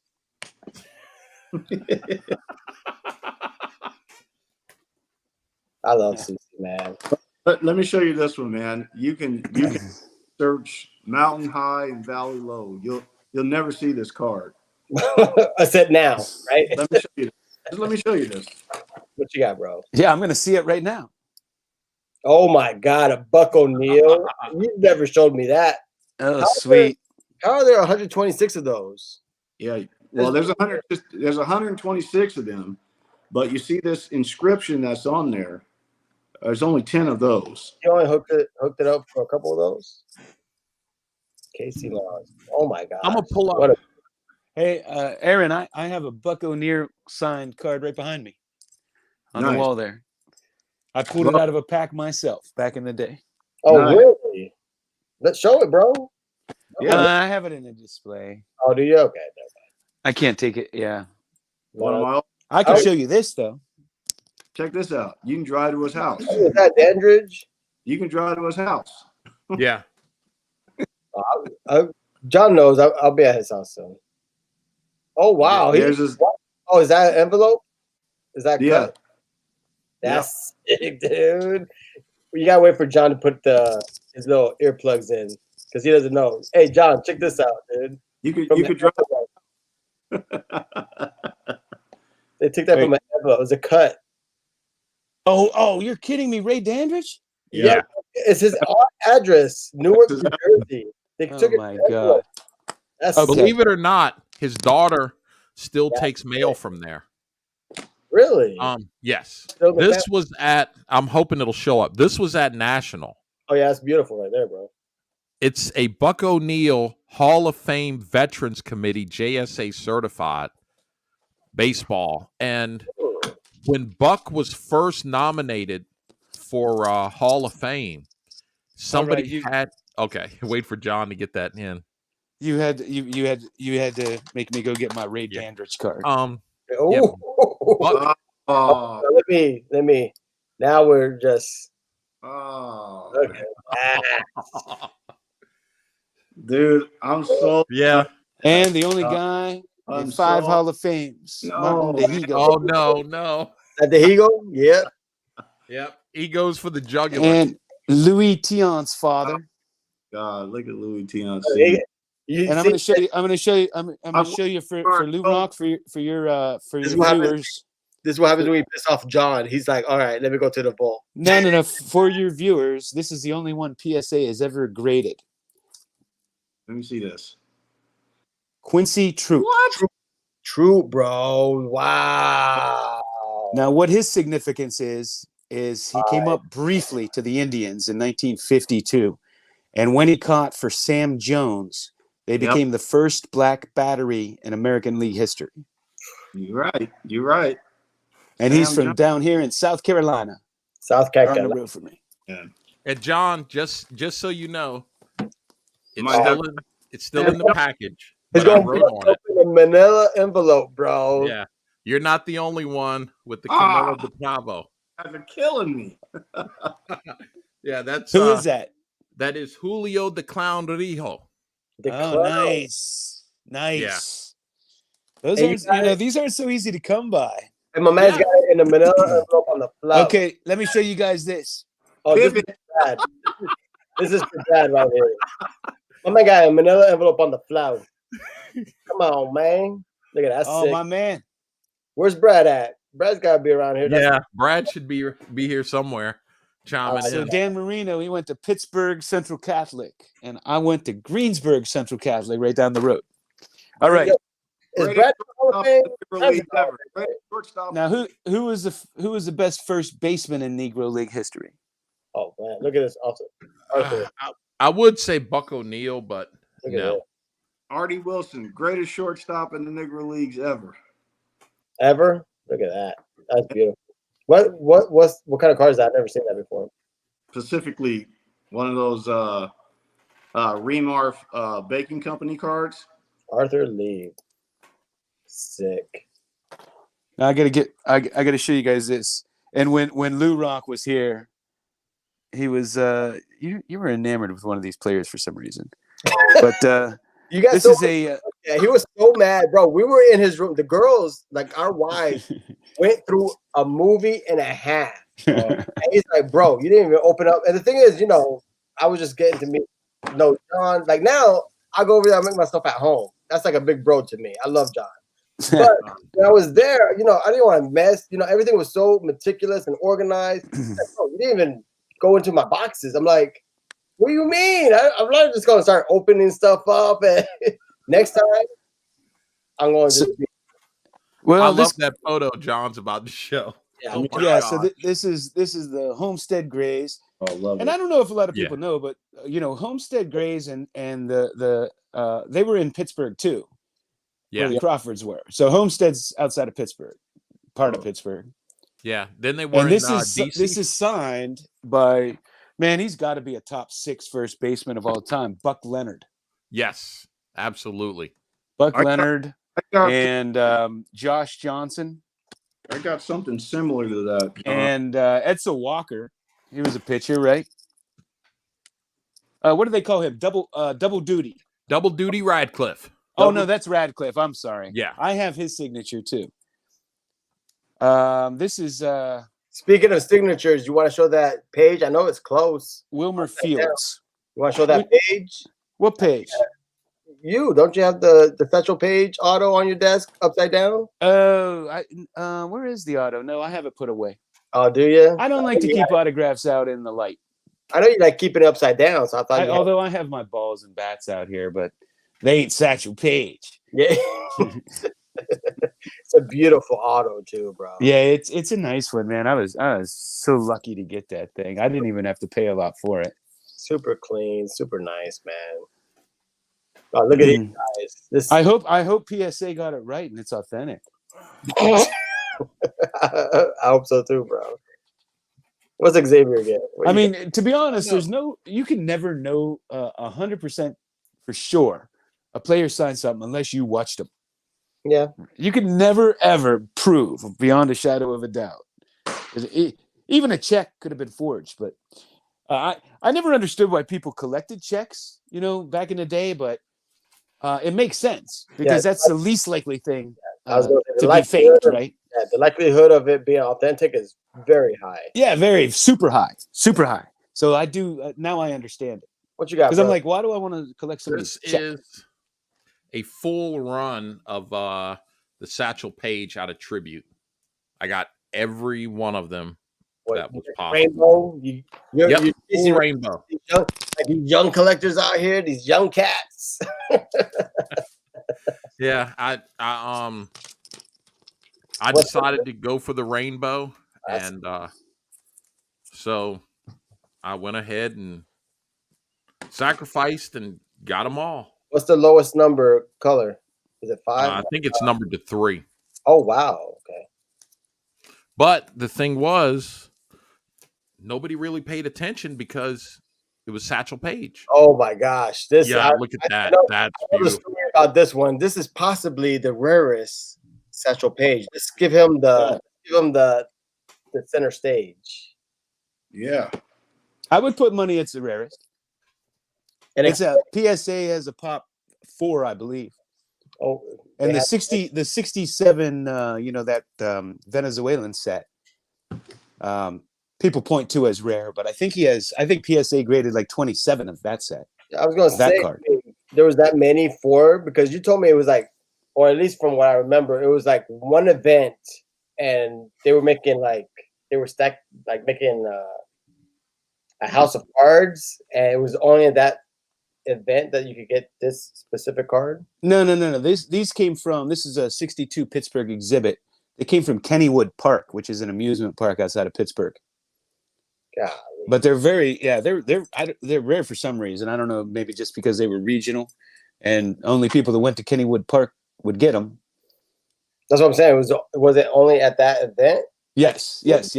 Only at that venue. But I don't know how. I don't know if it was just for that summer. I don't know how long they had them at. But that's where, growing up in that area, everybody that grew up in the Pittsburgh area, that's where we had our summer picnics. So all the kids, we went there every year to Kennywood Park. Wow. And these, they didn't have this kind of stuff when I was going. That's sick. Larry Dolby, Ray Dandridge. Yeah, hand numbered to 10. Is that from a Dick Perez that they cut it from? Yep. Yeah, they cut it from a Dick Perez. You know, when I was a kid, I was like, I don't understand why they're cutting like these things. Oh, look at this, bro. You gonna make John get his out. That's Look how clean that one is. Oh, that's nice. Yeah. that's beautiful. That is nice. Hey, I need to get a Campanella. Are those hard to find? Yeah, how good is Campy? Look at this bat. I would imagine because of his injury so early in his life. There's pre-accident and post-accident. Pre-accident Campanella, as rest in peace, Ricky Russo. But as Ricky Russo used to say, you're going to pay some escalon for that. Look at this Bay bat. That's sick. You got to look inside of there, man. That's a little dark round. That's when he played with Boston. Oh, wow. Is that early? Yeah. Congratulations. You have received a game-used bat from 2015 Leaf Q. This card includes an authentic piece of bat used during his years with the Boston Red Sox. Oh, man, that is so awesome. But do you hear the authentication? That is so, yeah. What year was that authenticate? What year was that card? That was 2015, 2014. Oh, really? A late one. See, usually the late one or the early ones have it. That was a great authentication. That card's awesome. Look at Yeah. It's my all-time favorite. that. A bat from the Red Sox. Come on. That's a beautiful Come on, I got to go on that. I got to go. I'm having a hard time here. All right, so we've been on for a little bit. 90 Shout minutes. out to Scott, Reindeer Studios. He did that. I don't remember seeing that video. Did he do a video on that one? Nope. He didn't do a video. And I asked Scott to sign it right there in red because I used to watch Bob Ross all the time. And Scott was like, if you want it in red, yeah, I'll do it. So, yeah, that was from Reindeer Studios. Oh, wow. All right, fellas. As always, it's been an honor and a pleasure. Like I said, I mean, I try to pay attention to the chat. Hold on, Lou. Yeah. You didn't get AD to pull that helmet out. We were talking about those football guys earlier. Yeah. I showed the autographed football. I wanted Black Moses, honestly. I wanted to see Black Moses. Okay, let me real talk. I mean, before John gets off, because I know he wants to watch some John, Aaron. John, you appreciate this one. Let me grab this one helmet. Yeah, let's get the helmets and then I'm going to grab something real quick. Let's do that. And I'll get a little horse soldiers. Little gold label, small batch, bourbon. I recommend it. Little horse soldiers for you. So, feel like Jimmy Guns pouring a little drink on the live. Snoop, who's the best middle linebacker of all time? Lambert. Best linebacker, period. But he's all over the place, man. Who do you have there? No, he was a pass rusher. That's what I'm saying. He was all over the place. Best middle linebacker. He was on the line. Better than Singletary. Who you got? Dick Buckus, baby. Was he a monster from the midway? Buckus was a monster. I was gonna say it's gonna be a monster from the midway, baby. You know, I was there's a new channel. I was watching his videos. It's called I think it's called Hood Hobby something. You look up Hood Hobby, you'll find it. I was gonna say him and I were going back and forward in the chat. He said the greatest football player of all time was Jerry Rice. All time? And, yeah. I told him wide receiver, I'll give it to Rice. Yeah. Greatest wide receiver. Player, no. You better watch James's new video before you say that. You got to watch James's last video. Yeah. Go. All right. Question, man. We got to sit down for another chat. Yeah. Yeah. The thing is, when it comes to receivers, there's some great athletes. When it comes to Owens, Moss, Hudson, I'll put it in there. Jerry Rice is a dependent position, which is very tough. It's a very dependent position. You have to have quarterbacks. Yep. Yeah. Yep. You need a quarterback. I think the greatest player should be able to play defense and offense, both. They Charles should be able Woodson? to play Okay, both okay. ways. Well, then you have to watch James's video. Yeah. Okay. Yeah. It's probably on Dion because Dion played both ways. No, Dion's my it's guy. on the greatest. So check this out. What is? Wanted to highlight this one, Lou. Yeah, go for it. Oh, my bad, bro. My bad.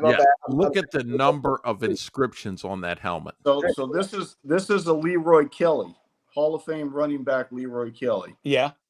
And look at these inscriptions he's put on here for it. Oh, that's all one player. Holy cow. Yeah, this is Leroy Kelly. So I'm gonna go slow roll it. Yeah, I got all his cards, I think. Wow, look at that. So That's I'm gonna back up insane. off it. Man, I love the see it. old-fashioned helmets. Yeah. That's one. And then That's let me. one. That's one. Oh, he goes, that's one. Oh, Well, yeah. You missed it. I know you talked to him for 3 hours. I'm glad I gave you the number to hook you guys up, but Well, yeah, we're going to have to FaceTime next time. oh my God, bro. You gotta see the text streams, the text threads that these guys showed me with the. I'm telling you, Black Moses though, that was my favorite. Oh, it's coming. And the story with it, man, I love it. So this one is my all-time favorite. Is Bats, Lenny Moore. Lenny Moore, yeah. Starts back here. So I'll slow roll this down. Look at what that man accomplished. Ridiculous. No, almost not enough helmet, right? Right. You almost had to get 2 helmets, Aaron. Oh, man, that's awesome. They called him Spats Yeah. Let me tell you why. because of his shoes? No, I'll tell you why. You know what he used to do during games? Right after games, he used to go into the trash can and pull out spat tape. And he used to spat tape around his ankles. He's the one who put spat tape on the map. He used to put it around his ankles. And that's how he got the nickname Spats. No idea. I never knew that was his nickname. Yep. I mean, I've seen film on him. He looked nice. Yeah. He looked nice. I mean, yeah. And do you have any more? Oh, yeah. Come on, John. Well, before we wrap this up, I'm gonna trump you all. Oh, Are you ready for it? you got to come hard, John. Yeah, because I'm bringing it. Snoop This is got the grand finale right here, baby. Snoop got a little something, bro. I know what he got. Luka Doncic rookie card. Oh, Lord. Is that your with the white flag? That, man, It's just funny because he represents like the modern hobby, you know, Yeah. and like the Holy Grail. Justin, Well, yeah. first you have to I know someone may figure out who it is, but I don't care. First you have to have a goofy smile on your face when you do this, and then you have to stop collecting and tell people what to collect. Who's that? Yeah. You sent me. I'm not even going to say who it is, but you know, the goofy smile should give it away. Put a green screen behind you about cards that you don't have, you know, with pictures of cards that you don't have on you. And That's John's friend. That's John's boy. I don't know who that is, but I don't need to. Yeah. Hey, all right. All right, let's end this. Okay, let's go see the. I wanted to watch the election tonight. I missed it all. No, you'll see it. We're gonna end it right here. No, I see that OJ rookie. The LT. Yeah. LT, Lawrence man. Taylor. But And right there you can read LT is a bad. He was gonna put was a bad, but well, it's not PG rated, but I asked him, I said, so are you dead? And he goes, what do you mean? I said, you putting was, you not a bad motherfucker no more? And he said, yeah, I still am. I said, yeah, you listen to Sam Jackson, don't you? You ain't dead. You ain't no was motherfucker. You were good. You still is a bad motherfucker. So he said, yeah, I am a bad motherfucker. So that's why this is the only one you'll find that says is a bad. And I'll tell you what, he was insanely good. Insanely good. Change the game. I had 3-time defensive player of the year put on it. And right here, Black Moses explain that. was put on it, and he stopped writing, and he said, "Why do you want me to put Black Moses on here?"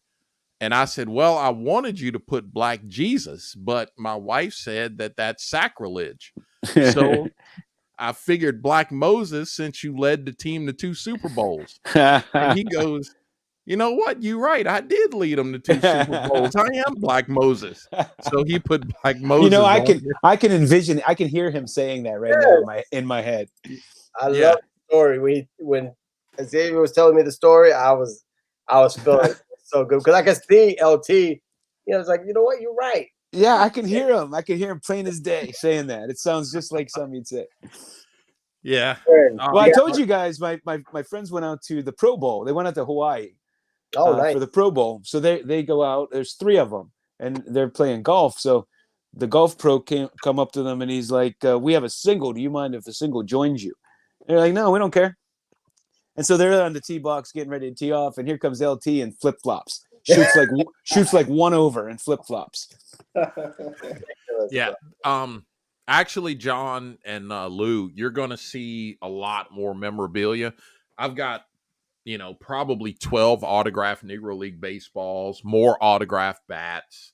I've got gloves back there behind me and stuff. The whole background behind me is getting ready to change. I just ordered a bunch of stuff from Amazon today. So I'll be soldering wires and all of that to completely change everything back there. It's so much fun to put the room together. When I put this together, man, I spent like weeks just going out and finding the right things, and it's fun. It's fun. John, yeah. Speaking of which, this is something that's getting highlighted special. I ordered special LEDs for this. Hold on. I need to get the white glove, but I don't have the single white glove. You kind of get that reference. I've been in my house 3 years. I'm still putting stuff together. I put those 68 posters together finally. Yeah, every once in a while, I'll just change the room around, change some displays out, mix some things up, makes it interesting. Yo, Aaron, you've been quiet, homie. What you? No, way stuff. On that note, man, I'm so angry about this one, man. I messed up on this. Check this magazine out. This is angry, bro. Why you angry? This is from 1950. Okay. Oh, that's Newcomb, ain't it? Well, the thing is, on the bottom part right here, on the bottom part, man, I really screwed Lou, it. highlight them.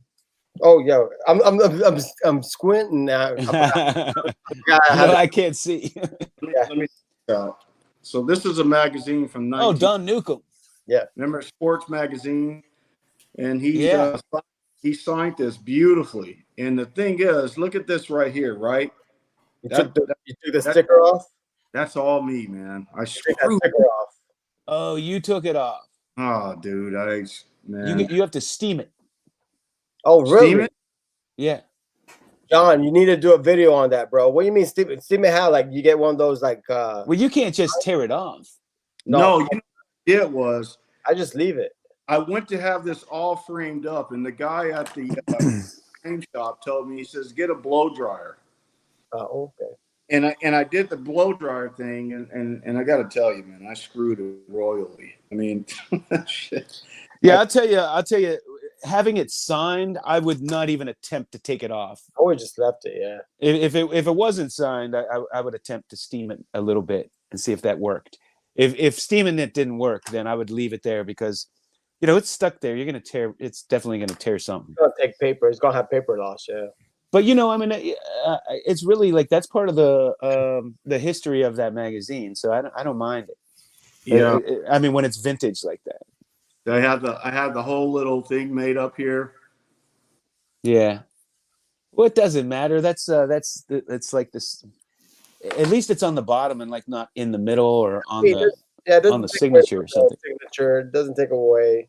You can always, if you ever have it framed, you get a nice little rookie card or a picture of it. I was just gonna say that you could cover that up in a frame where you don't even see it if it bothered you. Yeah, I'm gonna try to work it out here. See what I can. You have a relic card, a relic card of Don Newcomb. Yeah. Hey Lou. Yeah. Oh wait. Yeah. What's up, Lou. brother? Yeah. Hit hit the screen My real bad. quick? I My don't bad. have my white gloves, and I literally only touch this with white gloves on because I don't want to smear the autographs on it. What Yeah. you been 'Cause you drinking? can see, I just cut on a different light. What you got? This is signed by 57 different Negro League players. No way. 7. Who's the biggest name on there? It's a lot of names. lot. Larry Doby.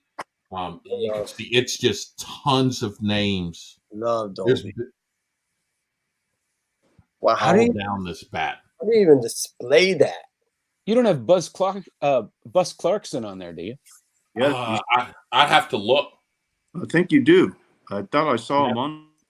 That's Yeah. great. Oh, and on the bat it says Negro Leagues. Yeah. This is official Adirondack Negro Leagues bat, 1920 to 1950 model. Where do you pick that up? People that don't know what they have on eBay. Wow, 50 Sigma. Oh, and I've got the jersey to match this. Thank you, Aaron. Or people that signed all those things themselves. Look at John. See? I'm just kidding. Look at this guy. And you know what? I love pictures with bat relics. Wait, I'm having a hard time seeing that one. Who is that? Oh, that's Newcomb again. I asked him, like, Aaron, I know you Oh, got that's Newcomb? I know you have a Newcomb relic to cover up that little spot on the magazine. You got a Newcomb relic. Oh, man. Seven home runs and 20 wins, baby. 7 home runs. 7 home runs and 20 wins, baby. Back in Who's the all-time home run leader for single season in Major League Baseball history for a pitcher, as a pitcher? That's a great question. Willis? I'm not sure, John. Who's the all-time leader as a pitcher? All time? All-time? You know, the single season or the all-time one? Babe Ruth? No, as a pitcher. Who, Glavine? I don't know. I would say Willis because they used to DH Willis every once in a while. I'll give you a hint. He had a brother named Rick. Enkyo? Wes Farrell. Farrell. How many do you have? Because Rick Enkyo is a loophole because he pitched after the fact. I actually think it wasn't high. I think I can't remember the number. I'm trying to think because I haven't thought about Willis in a long time. But Dontrelle Willis used to come. I love Dontrelle Willis. I have a relic of him from back in the day. I pulled he was fun to watch. He was a funky delivery. That delivery. Yeah, he was a fun pitcher to watch. I liked him. Yeah, he was. And Eric back in that day, like Eric Gagne. Remember how lights out he was as a closer? Mm-hmm. Absolutely. Talk about droids. Hey, Lou. Snoop brings out a box. I thought I was closing. I thought I was closing down this damn stream. Woo! Man, Snoop's just catching his second win. 12-time boot wearing or alligator wearing, jet flying, Rolex wearing. That's right. I love Richard Boy. 16-time champion. Hey, don't get me. Hey, John, you got wrestling cards? I don't think you have wrestling cards. You collect Yeah, that? I do. Bruno Sammartino. Okay. I got Hulk Hogan. I got Andre the Giant. Junkyard Dog. Yeah. My favorite wrestler back then was Ivan Putski. Who remembers him? The Polish Hammer. The Polish. And Tony Atlas. What you got? I saw them live. I used to love watching Tony Atlas.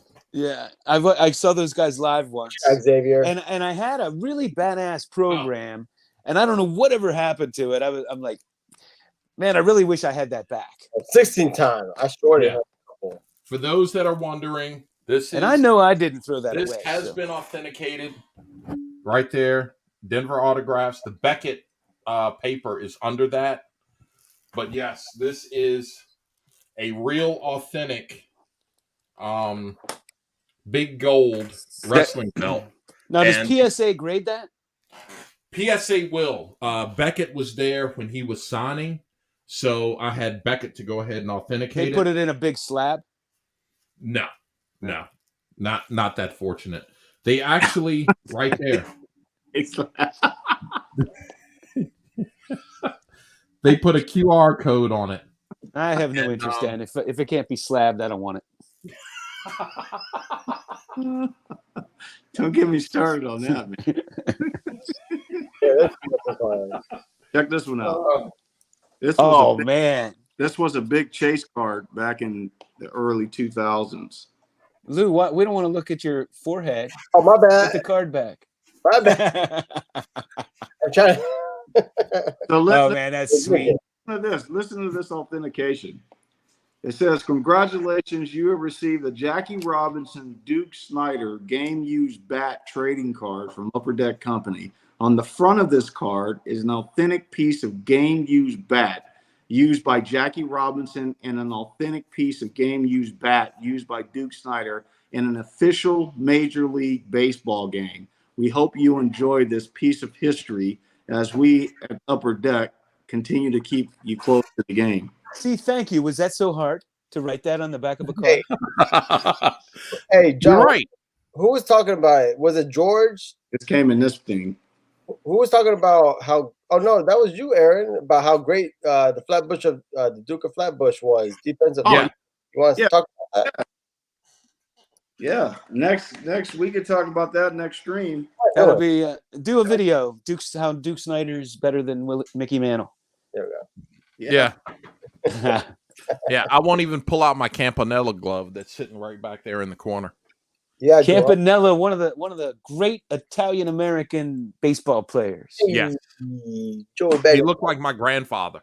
That's why I love collecting Campanella. I think if he had a full career, I would say he was the greatest catcher of all time. Yeah, I'm chasing. That's my number Buck one. O'Neill had talked about how Campanella threw, and most people don't realize how strong he really was. Campy could throw you out if you were trying to steal second and never break the catcher's crouch. He would stay in the crouch and throw to second and could get you out. Yeah, I watched some old World Series games on him. Well, I watched one old World Series game with him, and I was fascinated because it's just so different than now. It was like after every pitch, he would run down and cover first base like they used to do. And Duke Snyder, their cleanup hitter, was bunting. Yeah. He was bunting.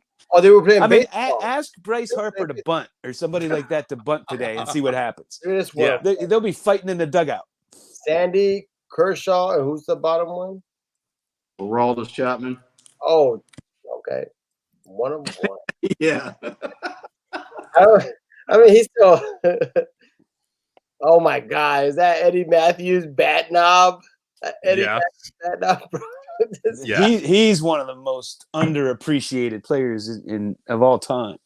Well, now, Yeah. Eddie Matthews. And 52 he top. has- I think so. Man, I need to get his rookie card, but it's so expensive. Yeah, he has the most expensive rookie card out there. Yeah. And I Yeah. mean, I don't care that it's a rookie card. I just wanted it for my 52. I wanted him represented, but Do you have? Hey, it John, doesn't matter. I won't have Mantle represented either. Only Hey. James does. John, do you have Campanella's 52 tops? That high number? I believe so. That's a tough one. Look at Chef. I'm trying to think. You I gotta have come- his 53. Yeah, that's a beautiful card too. Hey, Aaron, you gotta come to Tampa, bro, because Chef, he chills in Tampa. You know he's from here. Mm. I know that's your boy. Yeah, man. You know, this I is need- one of my favorite cards of Campanella. The 2011. Look at that. I Yeah. think this is the cognac version. Oh, that's 2011. Yeah, you're right. I've never seen that one. I've seen a whole bunch of the throwback. Yeah, that's the 2011. He looks so much like my grandfather in that picture that Yeah, I had to get it. That's one of the reasons I collect him. Yeah, I have 2011. the Stonemeyer here. Ooh, Oh, Nice. that's sick. Such an iconic picture that they caught. Yeah. And I mean, his 50, what is it? The 51 or 52? I get them mixed up. I think 51. Is that the image from 51? Yeah. Bowman? Yep. I want the 1949, but I think the 1950 Bowman is one of his most beautiful cards. I love it. Yeah, when I collect, and I've just always been this way, I start with the cards I like the most. Yeah. I don't start with the rookie card if it's not the one I like the most. Yeah. And it's might be sometimes it might be the last one I get. Sometimes I'll never get it. Like I don't care. Rookie card doesn't mean anything to me. I like to get the best looking cards. No, I'm with you too, but I mean, unless I'm working on a set, like I didn't get the Bob Gibson rookie for years and years. It was the last big rookie card I needed. Actually, I only need one big rookie card from 54 on. I needed two. The other was a Bob Gibson, and the other one's a Pete Rose, just because I won't pay the money for that thing. yeah, that's the floating heads. It's just Yeah, I mean, I'd love to have it for my set, but I just don't want to pay the money that they asked for that thing. hey, But I finally broke down and got the Bob Gibson, but I needed it for my set. So, Aaron, that's a rare card, bro. This is Yeah. the rarest Sheffield card now, why is he not in the Hall of Fame? you'll ever see. You'll never see this card. This is a gold proof from 1989. Now the rumor and speculation is that Topps made a kind of an executive set that they did, and I'm not sure how many were made, but were passed out to the executives in Topps. I've never seen this card up until maybe 3-4 years ago. I've only heard of the hype through different, various web forums. And in one I was able to get this. I found this one. Beautiful card, man. See how the borders are gold? Yeah, I love that. Yeah. Incredible, man. That's a tough card right there, man. Yeah, That's a tough card. I had never seen them. I only heard Hey. that they exist. Never seen it. Did I ever show you guys my Ronda Rousey? This pivot, Can you see that? I've seen it. Uh, Hey, He had to get a life-size poster, right? that's No, nothing. it's not a poster. It's one of those. It's a stand-up. That's nothing. Okay. Show to Danica Patrick, bro. This Oh, I got a nice Danica Patrick Oh signature. yeah, it's very nice. I love it. What you got? What you got, Snoop? Can you see it? Oh, Yeah, we're looking at Danica. Nice. I don't know. I heard somebody the other day saying that she wasn't hot or something, and I'm like, I got to disagree there. I think the girl's Yeah. smoking. This is the 2002 Campanella. the early Relic. top tribute. Is that top Yep. tribute? Yeah. Yep.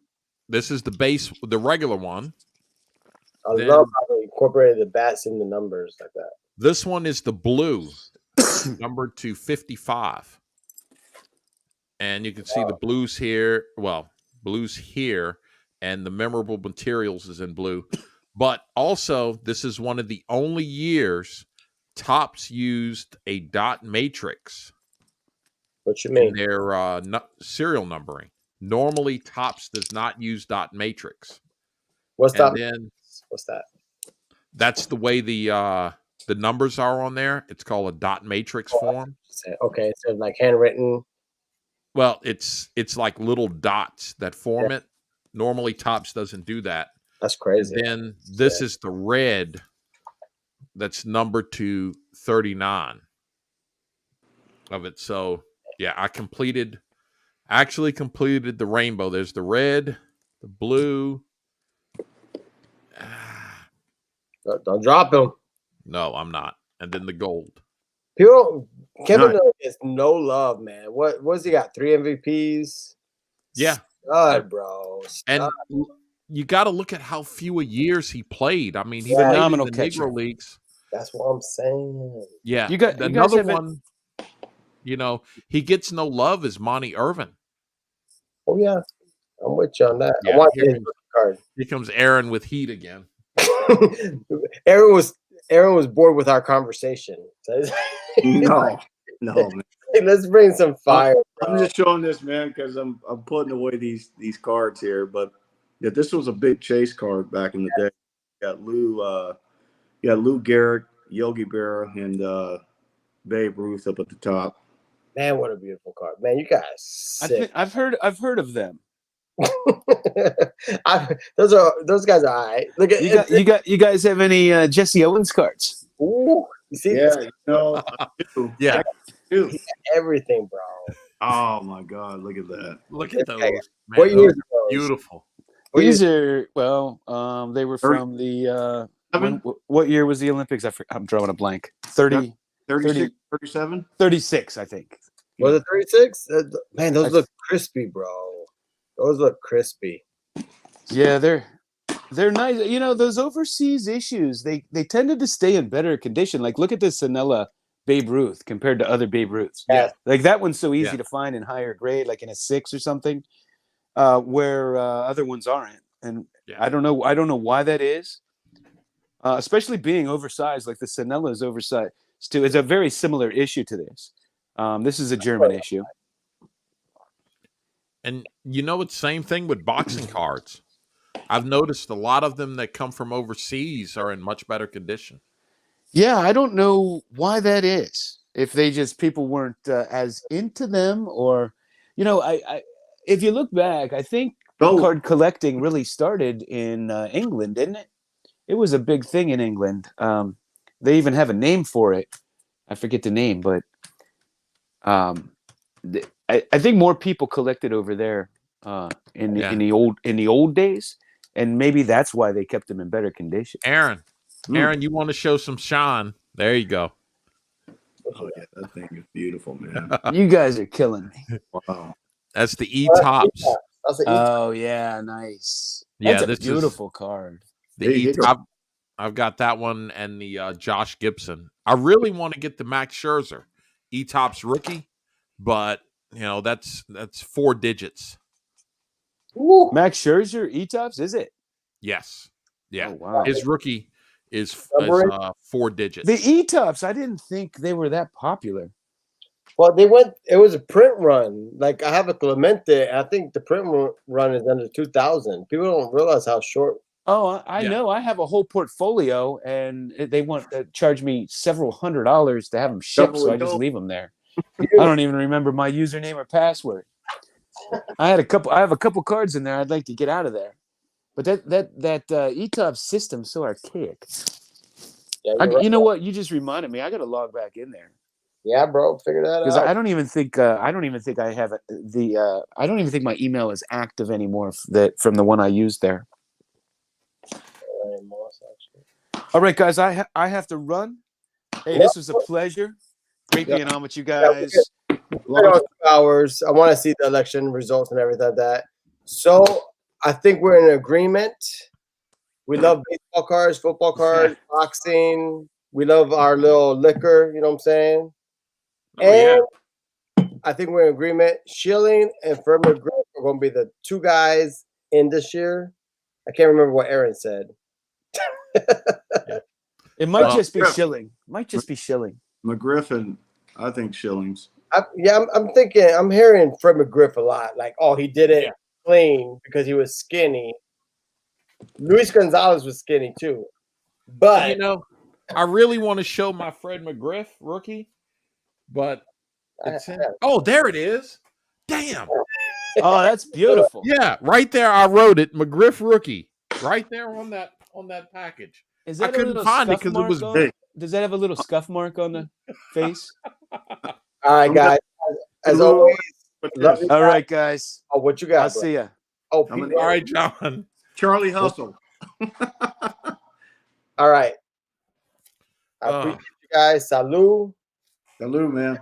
You guys are great. Crap. I appreciate you. And I think we're gonna call it a night. Let's go Yankees next year. 2023. Hold on. I'm not toasting to let's go Yankees. Nope. Yeah, let's go Yankees, baby.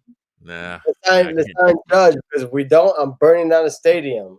I'll take it to the head, but I'm not going on the let's go Yankees.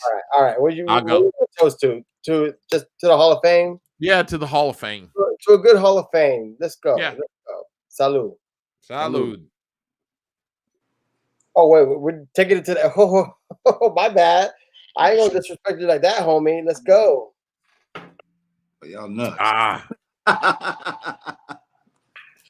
Salud. Yep. Let me open this card up. Oh my God. You guys made me find this thing, and My man doesn't want Finally. to. My man doesn't want to say goodbye. He's saying goodbye like a Dominican. Oh, 20-minute goodbye. 20-minute goodbye. I can't cut you off. There you go. What you got? See? Oh, the McGriff. My slabbed McGriff. Yeah. That's a good way to end it.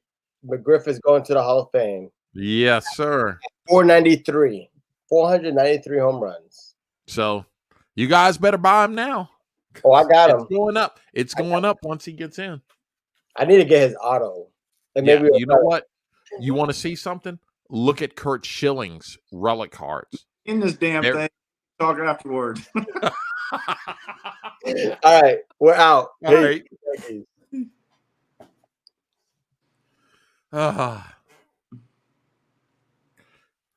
Ludin got